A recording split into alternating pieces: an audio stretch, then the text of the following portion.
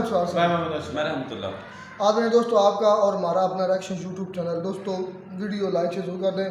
तो ये दोस्तों अपने Pakistan desperately appeals to India for peace discussion of Jammu Kashmir. जी खुद ही बम धमाके करवाते हैं, खुद ही बिगाड़ने वाले। अब खुद ही पीस डेलीगेशन भी गया हुआ है, पाकिस्तान का डेलीगेशन भी। इस पर भी मैंने वीडियो रिपोर्ट सुनी हुई, देखी है। खैर देखते हैं वीडियो, फिर बात करते हैं।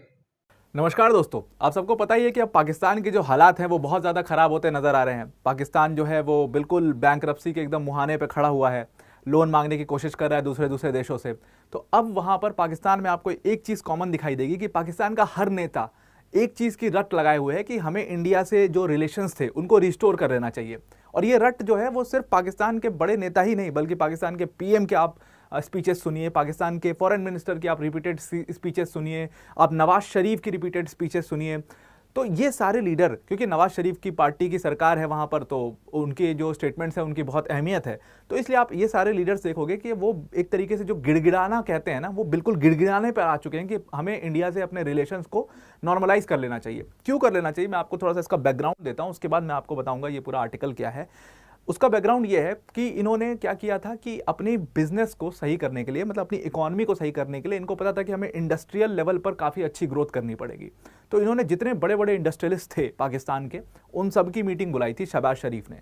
शहबाज शरीफ की उस मीटिंग में, जो कि कराची के अंदर में हुई थी, सीधा सीधा कई सारे बिजनेसमैन ने कहा था कि जब तक आप अपने नेबरिंग कंट्रीज से अच्छे रिलेशन सेटअप नहीं करोगे तब तक आप कुछ नहीं कर सकते। बिकॉज इंडिया, देखो, पाकिस्तान के लिए एक बहुत बड़ा मार्केट भी तो बन सकता है ना।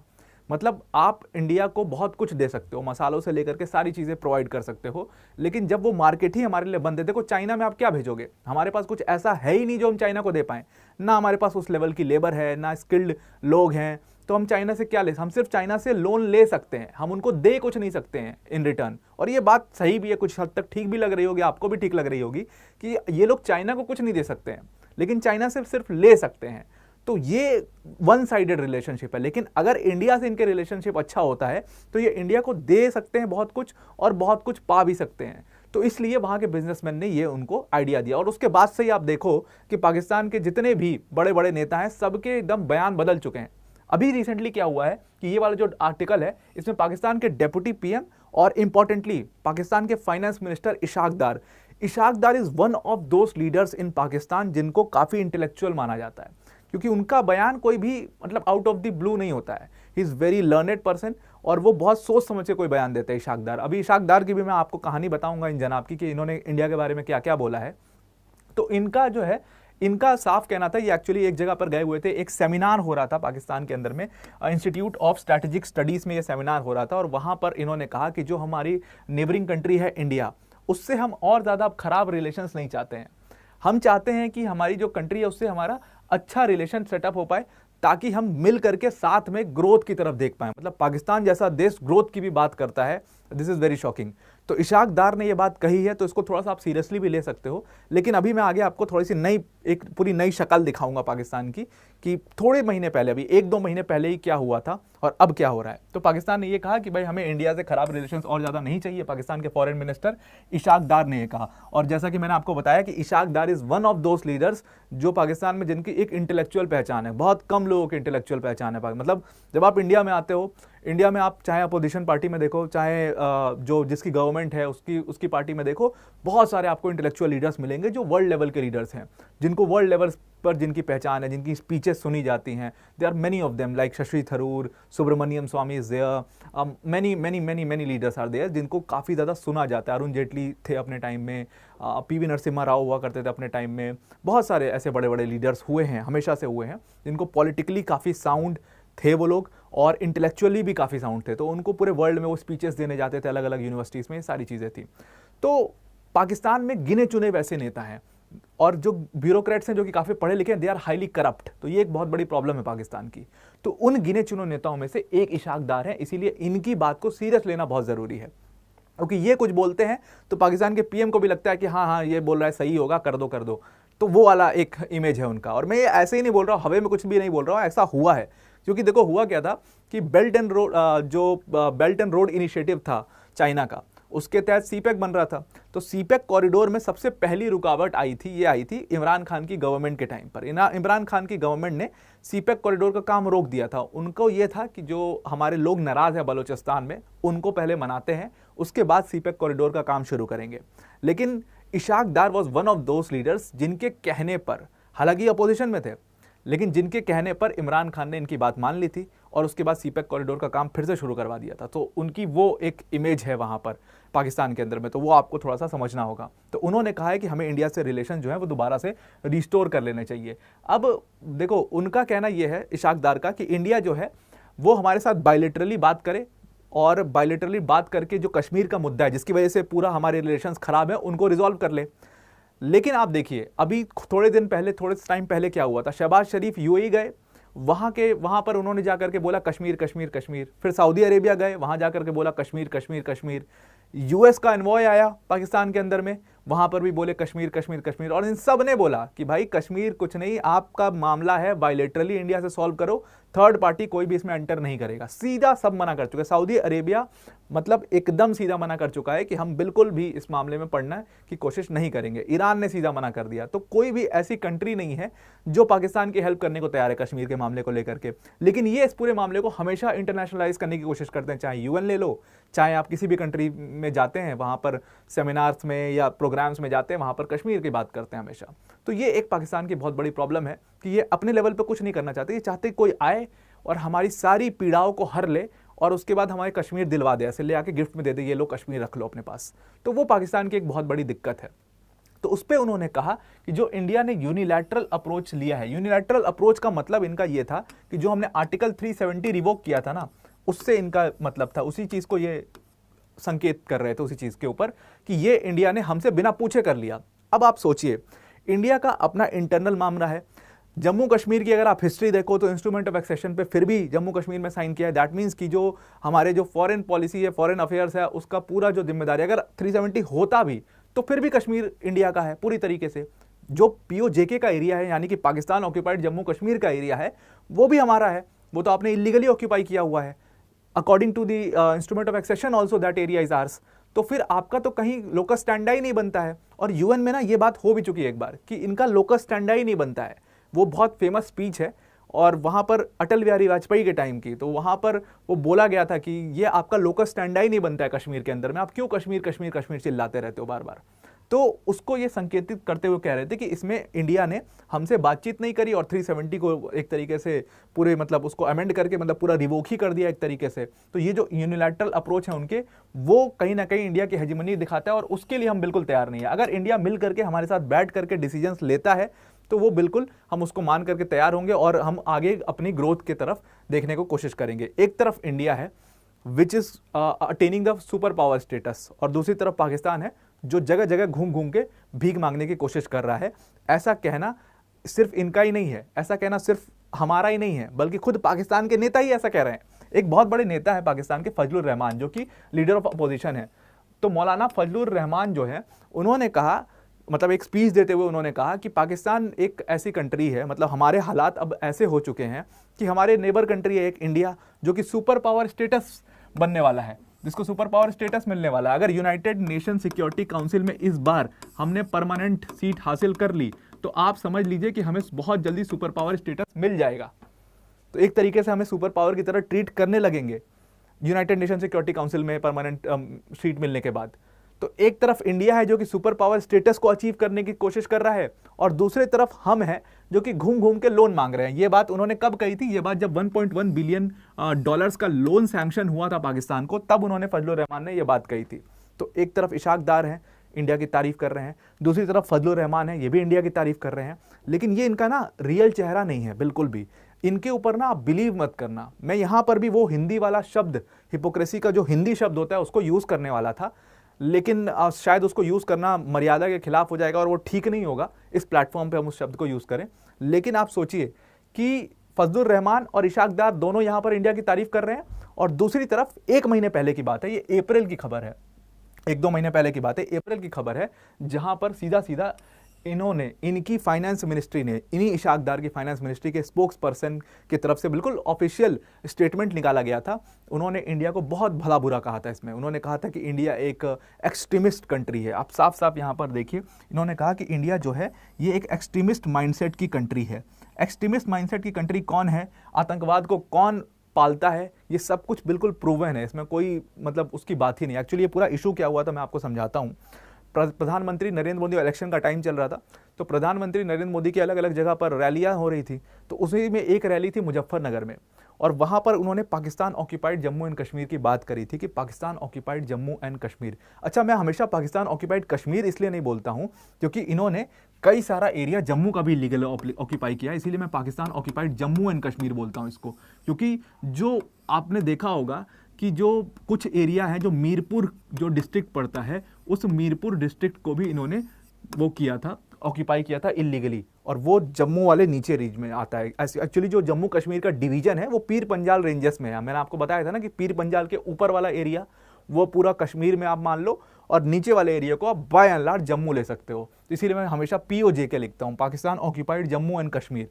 तो ये जो इन्होंने ऑक्यूपाई किया था, उसको लेकर के प्रधानमंत्री नरेंद्र मोदी ने मुजफ्फरनगर में एक भाषण दिया था, और उसको लेकर के फिर इशाक डार ने उसी उनके प्रधानमंत्री के स्टेटमेंट को स्लैम करते हुए कहा था कि अगर इतनी ताकत है, मतलब सेम यही बिल्कुल उनका ये बयान आया था कि अगर इतनी ताकत है भारत में तो ले ले पाकिस्तान ऑक्यूपाइड जम्मू एंड कश्मीर।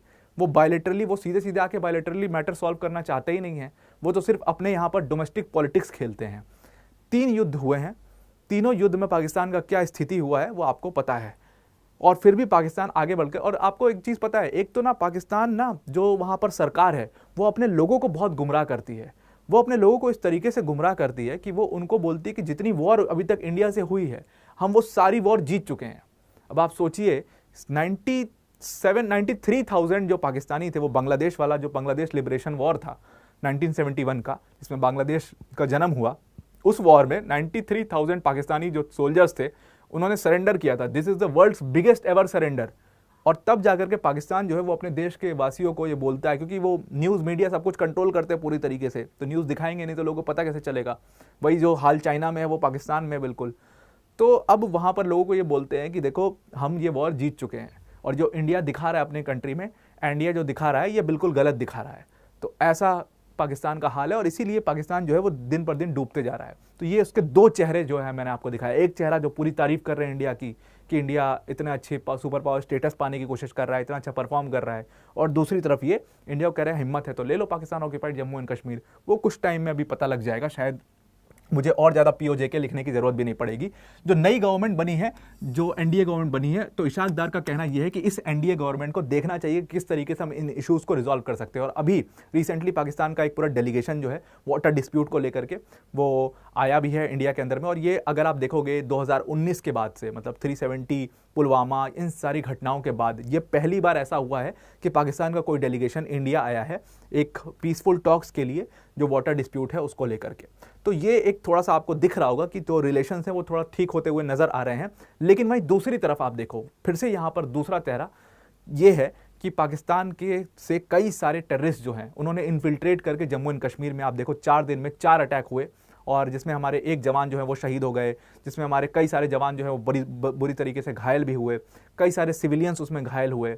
इन्होंने अटैक किया, और वो सारे पाकिस्तानी थे। उनके पास पाकिस्तान के गुड्स मिले, पाकिस्तान के आइटम्स मिले, माचिस मिली, पाकिस्तान की सारी चीज़ें मिली उनको पाकिस्तान की। मतलब क्लियर था कि वो पाकिस्तान ऑक्यूपाइड जम्मू एंड कश्मीर वाला जो रीजन है, क्योंकि मैं ऑलरेडी उसके ऊपर वीडियो बना के काफ़ी डिटेल में डिस्कस कर चुका हूँ, वहाँ से वो आए थे। तो यहाँ पर भी आपको 2 चेहरे दिख रहे हैं। एक तरफ इनका पूरा डेलीगेशन आ रहा है बात करने वाटर डिस्प्यूट के ऊपर में, और दूसरी तरफ ये अपने वो आतंकवादी जो हैं, जिनको ये मुजाहिद कहते हैं, उनको ये भेज रहे हैं इंडिया में। इंडिया की जो पूरी पीसफुल एटमॉस्फेयर जो बन पाया पाकिस्तान जम्मू एंड कश्मीर के अंदर में, उसको सही करने के लिए, तो उसको ख़राब करने के लिए अपने वहाँ से मुजाहिद्स को भेज रहे हैं कि आ जाओ अटैक करो, ताकि यहाँ पर लोग जो है उनमें फिर से डर समा जाए, यूथ को मोबिलाइज करने की कोशिश करो, रेडिकलाइज करने की कोशिश करो। और ऐसा क्यों है, इसका एक बहुत बड़ा कारण है, ये आपको समझना पड़ेगा। पाकिस्तान में ना 2 लाइन ऑफ पॉलिटिकल थॉट है। एक लाइन ऑफ पॉलिटिकल थॉट ऐसा है जो इशाक डार वाला है, which is a bit of intellectual political thought, और वो समझते हैं कि इकॉनमी को ग्रो करने के लिए कैसे हमें वर्क करना है, क्या क्या काम करना है, वो एक लाइन ऑफ पॉलिटिकल थॉट है। दूसरा है मौलाना हाफिज़ सईद वाला पॉलिटिकल थॉट, जो सोचता है कि हमें पूरी दुनिया में इस्लाम का राज चाहिए, वो इस माइंडसेट के लोग हैं। और इस माइंडसेट के जो लोग हैं वो सिर्फ पाकिस्तान में नहीं हैं, वो पाकिस्तान में भी हैं, वो सीरिया में भी हैं, वो इराक में भी हैं, हर जगह पर हैं आप देखिए। और उन कंट्रीज़ का क्या हाल है वो भी आपको दिख रहा होगा। वो लेबनान में है, लेबनान का हाल देख लीजिए, हमेशा सिविल वॉर में रहता है लेबनान की आप इंटरनल पॉलिटिक्स देख लीजिए, हमेशा परेशान, कभी शांति नहीं हो पाई इन सारी जगहों पर। तो क्यों नहीं शांति हो पाई? इसी माइंडसेट के कारण। और पाकिस्तान में भी यही माइंडसेट है। तो ये कुछ और हाफिज़ सईद वाली जो पूरी आती है लीडरशिप, हाफिज़ सईद को आप लीडर मानिए पाकिस्तान का, वो आतंकवादी उसको मानते ही नहीं है वहाँ पर, उसको तो बस जेल में डाला हुआ है, वो लीडर ही है वहाँ का एक तरीके से। तो वो जो उसकी लीडरशिप के वाले जो जितने नेता हैं वो ये मुजाहिद वाला काम करते रहते हैं, और जो इशाक डार और ये वाली जो लीडरशिप के जो नेता हैं वो अपनी डेलीगेशंस भेजते रहते हैं। तो ये बिल्कुल दो अलग अलग आपको विपरीत थॉट प्रोसेस वहाँ पर पाकिस्तान में दिखाई देगा, इसीलिए उनकी स्थिति ये है। तो जितना भी ये गिड़गिड़ा लें, जितना भी ये मांग लें, इनको बिल्कुल भी इंडिया को बिल्कुल स्ट्रिक्ट स्टेप लेना चाहिए और बिल्कुल भी इनके ऊपर रहम नहीं करना चाहिए, इनके साथ बिल्कुल भी अपने रिलेशंस को रिजॉल्व करने की कोशिश नहीं करनी चाहिए, because they are always going to back step. और ये हो चुका है हमारे साथ कारगिल वॉर के अंदर में। कारगिल वॉर से पहले Atal Bihari Vajpayee was that prime minister जिन्होंने पहली बार पाकिस्तान जा करके एक कोशिश करी थी कि पाकिस्तान से अच्छे रिलेशन सेटअप किए जाए। नवाज शरीफ ही उस समय पीएम थे वहाँ के, और उन्होंने उसके बाद क्या हुआ, कारगिल हुआ। और वो कारगिल हुआ जब, तो वहाँ पर नवाज शरीफ का खुद का ये स्टेटमेंट था कि परवेज़ मुशर्रफ का ये सारा किया धरा है, he was the army chief, और वो मेरे हाथ में नहीं है, आर्मी मेरे हाथ में नहीं है, तो इस पर मैं कुछ नहीं कर सकता। तो भाई तुम देश चला ही क्यों रहे हो? छोड़ दो, फिर रिजिग्नेशन दे दो, क्यों देश चला रहे हो आप? तो ये स्थिति है पाकिस्तान की। तो आई होप आपको ये पूरा आर्टिकल समझ में आ गया होगा, इशाक डार क्या कहते हैं, वो किस पॉलिटिकल माइंडसेट से आते हैं, दूसरे नेता कौन से पॉलिटिकल माइंडसेट से हैं। तो इनके बयानों से कुछ नहीं होने वाला है, इनके बयानों से सिर्फ और सिर्फ ये बयान होते हैं बेबुनियाद, और आगे चल करके ये ख़त्म हो जाते हैं, क्योंकि इनका जो दूसरा पॉलिटिकल लीडरशिप है वो कुछ और कांड कर देता है, और उसके बाद रिलेशंस और ख़राब हो जाते हैं। तो आई होप आपको ये पूरा आर्टिकल समझ में आ गया होगा। अब वीडियो को एंड करने से पहले अनअकैडमी टीम की तरफ से एक छोटी सी अनाउंसमेंट है। देखो, आपने हमारी सिनेमैटिक वीडियो को काफ़ी ज़्यादा लाइक किया है। वो सिनेमैटिक वीडियो हम दोबारा से लेकर के आने वाले हैं, the last 24 hours of Uri attack. Uri attack was that attack आपको जिसके बारे में काफ़ी डिटेल में हम इस वीडियो के अंदर में समझाने वाले हैं। इस पूरी अटैक के बारे में आपको काफ़ी डिटेल में समझना भी चाहिए। वो सारी इंफॉर्मेशंस जो आपको और कहीं भी नहीं मिली हैं, वो आपको इस सिनेमैटिक वीडियो में मिलने वाली है। तो 24 आवर ऑफ उरी अटैक का जो लिंक है वो मैं इसी वीडियो के डिस्क्रिप्शन में पिन करा दूंगा। सिनेमैटिक वीडियो होगी, काफ़ी बेहतरीन बनी हुई है। मेरा पर्सनल सजेशन है कि आप इस वीडियो को एक बार ज़रूर से देखिए। और वीडियो को एंड करते करते अनअकैडमी टीम की तरफ से अनाउंसमेंट है कि अगर आपने 2024 का प्रीलिम्स दिया होगा और आप क्लियर नहीं कर पाए हो प्रीलिम्स का, इसमें बांग्लादेश का जन्म हुआ, उस वॉर में 93,000 पाकिस्तान। तो जी दोस्तों, वीडियो होगी ख़त्म। बगल में छुरी, मुंह में राम राम। पाकिस्तानी की मिसाल, पाकिस्तानी को ये मिसाल फिट बैठती है। पाकिस्तानी तो राम राम करते नहीं है। राम राम का मतलब ये नहीं है कि राम राम, राम का मतलब जी हुजूरी, मतलब मुंह पर कुछ और, एक ये मुहावरा बना हुआ है, मुंह में कुछ और अंदर में कुछ और। मतलब चेहरे जो है ना पाकिस्तान के कुछ एक दो होते तो फिर भी खैर। आप पाकिस्तानी नहीं हो? मैं पाकिस्तानी हूँ। तो फिर आप पाकिस्तान क्यों करते हो? आप कहते हैं कि हम बोला करो कि हम। तो यार मैं पाकिस्तान है तो पाकिस्तानी बोलूंगा ना, इंडिया तो इंडिया को बोलूंगा। नहीं, आप बोला करो कि हम जो है यार मैं पाकिस्तानी हूँ, मैं मुझे प्रूव करने के लिए जरूरत है इसको नहीं, साहब को पता है कि मैं पाकिस्तानी हूँ। तो मैं पाकिस्तान कहता हूँ तो इसका मतलब उसमें मैं भी शामिल हूँ। जब मैं पाकिस्तान असलम भाई क्या यार, ये तो बड़ी साइको प्रॉब्लम है। जाओ कैसे अच्छे साइकियाट्रिस्ट से जाकर चेकअप करवाओ। यार मैं जब पाकिस्तान कह रहा हूँ तो ऑब्वियसली मैं भी पाकिस्तानी, मैं भी इसमें शामिल हूँ। और इस अगर मैं पाकिस्तान की बात करता हूँ तो इसमें 90% पाकिस्तानी है। 90% पाकिस्तान मतलब 90% पाकिस्तान पॉलिटिशियंस है, 90% पाकिस्तान जर्नल्स, 90% पाकिस्तान जजेस, 90% पाकिस्तान अवाम। उन जो 10 चुनिंदा लोग बच्चे हैं उनमें हो सकता है मैं शामिल हूँ। मैं ना डबल चेहरा रखता हूँ, मैं हो सकता है शायद, ठीक है। ये तो आपने मुंह मियां मिट्टू करने वाली बात करें। ये बात हो वो जो मुंह पर कर दे, कमेंट्स आ जाए, मैं पता चल जाए कौन डबल स्टैंडर्ड करता है कौन नहीं करता। अच्छा खैर आगे बढ़ते हैं। वही बात है, पाकिस्तानी चेहरे पर कुछ और नकाब होता है। आह मुझे यार इस पर शेर याद एक और आ गया, मुझे कल से ना शायरी बड़ी वारद हो रही है। चलें स्किप करें, छोड़ें, ये मौका नहीं है। नहीं शेर ही नहीं आया। नहीं शेर है, कितने नकाबे उल्टे एक ही चेहरे से कितने नए चेहरे मिल गए।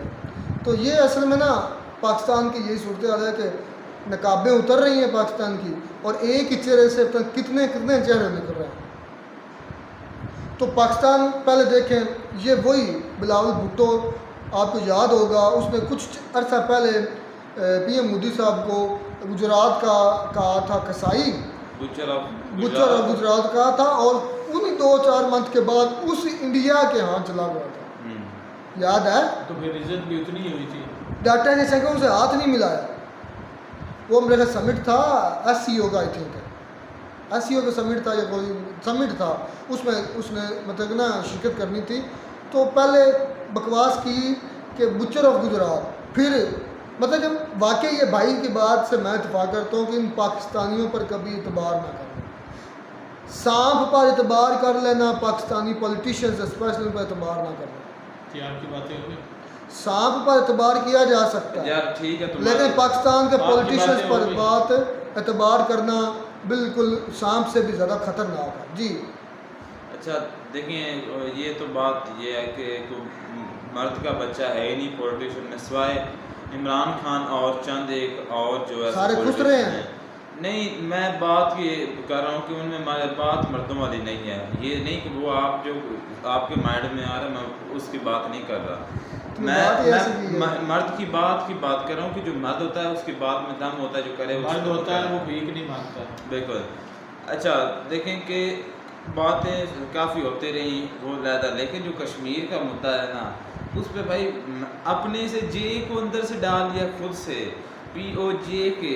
मैं जे को इसलिए कहता हूँ कि इन्होंने जम्मू का भी कुछ इलाका कब्जाया हुआ है। वो जिस तरह वो है ना कहावत कि हमारी बिल्ली हमें म्याऊं जन के, ये बातें कभी पाकिस्तान किया करता, बल्कि अब भी करता है, कभी तो नहीं कि जो हमने लेना है जम्मू कश्मीर जो इंडिया के पास है हमने वो लेना है। और वो आगे से वो कह रहे हैं कि नहीं जी हमने हमारा इलाका जो है ना वो कब्जाया हुआ है। तो आपके बाप का इलाका है जो आप हमने कब्जाया हुआ है, कौन से आपके पास सबूत? अगर सबूत हैं तो UN में ले जाओ। आप जो कहते हैं कि हम इस वक्त जो है ना हमें UN में मेंबरशिप मिल जाएगी, और आप जो इस वक्त जो काम कर रहे हैं, आपकी नेवी कभी कहीं गई होती, कभी कहीं लोगों को बचा रही है, यानी कि सुपर पावर वाले आप काम कर रहे हैं, तो आपकी काफ़ी कंट्री की फ्रेंडशिप आपकी अच्छी है खसूसन US के साथ।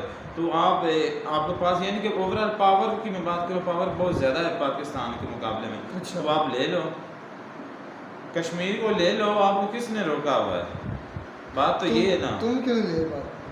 हमारी मैं मानता हूँ हमारी इंडिया से पावर कम है, ये बात मानता हूँ मैं, हकीकत में ये है। 3-4 दफ़ा पहले आपने पावर दिखाई है, तो एक दफ़ा फिर दिखा रहे हैं। इंसान जो है ना सब्र रखे, वक्त टाइम का इंतज़ार करे, सब होगा, सब होगा। अच्छा, यहाँ पे उन्होंने बात की, उस भाई ने मुझे बड़ी हैरानी हुई, उसने कहा कि भाई जो इसाक डार है वो बड़े इंटेलेक्चुअल लीडर है, पता नहीं ये पहली नेता बार है। सुना है। ये पहली दफ़ा सुना है। इस बंदे को नहीं, मेरे ख्याल में नहीं। इतनी ज़्यादा जानकारी नहीं है, क्योंकि जो इसाक डार हैं वो एक इंटेलेक्चुअल नेता नहीं है, वो एक इंटेलेक्चुअल जो कह लें कि करप्ट बंदे हैं, करप्शन के मामले में वो इंटेलेक्चुअल है। भाई ये साहब बात ने ठीक है। एक और दूसरी बात ये कि वो एक फॉरेन मिनिस्टर रहे हैं, और अभी मेरे ख्याल में पता नहीं फॉरेन मिनिस्टर हैं भी या नहीं, लेकिन वो पहले रहे वज़ीर हैं खजाना थे, फॉरेन फाइनेंस मिनिस्टर। मिनिस्टर भाई। इससे ज़्यादा और वो कुछ भी नहीं है, ना वो नेता है ना कोई और चीज़ है, वो एक फॉरेन मिनिस्टर है। और उसमें उस भाई की इतनी कह लें कि महारत है कि पैसा कैसे चोरी करना है और किस अंदाज से अच्छा, दूसरे मुल्कों आप में तो ले अपनी जाना कहानी है। लेकर बैठ गए, उधर हम बात नहीं कर रहे हैं। नहीं 60 की भाई ने बात की थी। हाँ, तो ये तो घर इंटेलेक्चुअल घर बंदा पाकिस्तान के घर घर की कहानी है, उस पर बात ना करें। बात करें अभी पाकिस्तान का डेलीगेशन गया हुआ है इंडिया, आपको पता है? पाकिस्तान का डेलीगेशन गया हुआ है, एक न्यूट्रल भी है, कुछ चंद लोग साथ हैं। पाकिस्तान डेलीगेशन इंडिया में गया है। वो जो इंडिया ने वार्निंग दी थी ना, जो वो मुआहदा था सिंध-ताश मुआहदा हुआ था ना, Indus river treaty. Indus river treaty जो इंडस वाटर ट्रीटी जो थी उस पर, तो अब वो गया हुआ है एग्जामिनेशन कर रहे हैं पाकिस्तान कहीं डेलीगेशन। उन्होंने वहाँ पे तो मतलब कि आप पूरी कोशिश है, तलवे चाट रहे हैं, मतलब कि आप इनकी जो छाबे है ना, छाबे हम बोलते हैं उसको, उसमें रोटी का नवाला कोई नहीं, और ये नवाला ढूंढने के लिए बेचारे कई कई दर बदर फिर रहे हैं। नवाले छिन गए, पैसा मिल नहीं रहा। चाइना में पूरी की पूरा लश्कर लेकर गया थे। आर्मी चीफ जो गया था, मुझे ये नहीं आज तक समझ आई आर्मी चीफ का क्या काम है। अच्छा, एक गवर्नमेंट के डेलीगेशन के साथ जाकर भीख मांगने का आर्मी चीफ का फिर क्या रह जाता क्रेडिट, क्या रह जाती उसकी क्रेडिबिलिटी जब वो भीख मांगने। जब वो आर्मी चीफ बना था सबसे पहले वो सऊदीया गया था, बाज यूनिफॉर्म विद यूनिफॉर्म गया था, तो जाकर सऊदी अरब से भीख मांगी। यार क्या ये यार हो सकता है वो आपका माइंड ठीक ना हो, वो हो सकता है सिक्योरिटी देने के लिए जाता हो। और यार 3 पीस में गए सिक्योरिटी के लिए कोई और थोड़ी है। चाइना जो गया भाई वर्दी के साथ गया, नहीं विदाउट यूनिफॉर्म। नहीं यूनिफॉर्म में गया यह जब Without वहाँ से uniform। मिला और यूनिफॉर्म के बगैर वहाँ पर मिला गया। अच्छा देखें कि मैंने तो मैं ये पढ़ रहा था कि जो मेरी uniform बात था। सुने, जो होता है ना आर्मी चीफ वो डायरेक्ट वज़ीर आज़म से बात तक नहीं कर सकता। वज़ीर आज़म के नीचे होता है वज़ीर डिफेंस सेक्रेटरी, मिनिस्टर हाँ, उनसे बात होता होती है, और डिफेंस मिनिस्टर के नीचे होता है सेक्रेटरी। उस सेक्रेटरी से वो बात कर सकता है कि मुझे ये इशू है, तो डायरेक्ट वज़ीर आज़म से बात नहीं कर सकता। तो उसकी ये पावर देखो कि वो तख्ते पलट देता है जब उसका दिल चाहे पाकिस्तान में। चलो, आप उस चीज़ के बताया तो भाई। अच्छा एक मिनट, एक बात भाई ने दुरुस्त नहीं की कि इमरान खान साहब ने जो वो सी पैक को रोका था तो उसके मशवरे पे साथ ला के मशवरे पर दोबारा उसको बहाल कर दिया। पहली बात तो भाई ये कि वो उस वक़्त पाकिस्तान में मौजूद ही नहीं थे और इमरान खान साहब करप्ट लोगों से हाथ भी नहीं मिलाता। आज भी वज़ीर आज़म उनको कह रहा है नवाज शरीफ को, आज शहबाज शरीफ का मुझसे बातचीत कर लो, बैठ के कर लो, लेकिन वो जेल में होते हुए भी हाथ नहीं मिला रहा। अच्छा एक बात ये उस कल भाई की ने और बात भी है। की है, उसने कहा कि मौलाना फजल रहमान कह रहा है कि जो हमारा पड़ोसी देश है वो जनाब सुपर पावर बनने के ख्वाब देख रहा है। यूएनएससी की यूएनएससी की परमानेंट जो मेंबरशिप है वो लेने के चक्करों में है और दूसरी तरफ हमारा जो दौरा मुल्क है लेकर। वो मुसलसल भीख मांग रहा है। तो इस बात में मैं थोड़ा सा ये कहूँगा कि अगर ये जो इतने बड़े बड़े उनके मटके जितने पेड़ हैं ये ना भरें, वो पैसा जो आता है इमदाद का आता है या जिधर से भी पैसा ये लेते हैं लोन वगैरह, तो ये मुल्क में लगाएं, अपने पेटों में ना डालें, ताकि इनके बड़े बड़े पेड़ जो हैं वो चलें जी, जा बात सकें। मुझसे करते हैं। वाकई पाकिस्तान पर एतबार करना, मेरे नज़र पाकिस्तान के पॉलिटिशियंस पर स्पेशली एतबार करना बिच्छू और सांप से भी ज़्यादा ख़तरनाक है। मिलते हैं नई वीडियो में नए के साथ। God bless.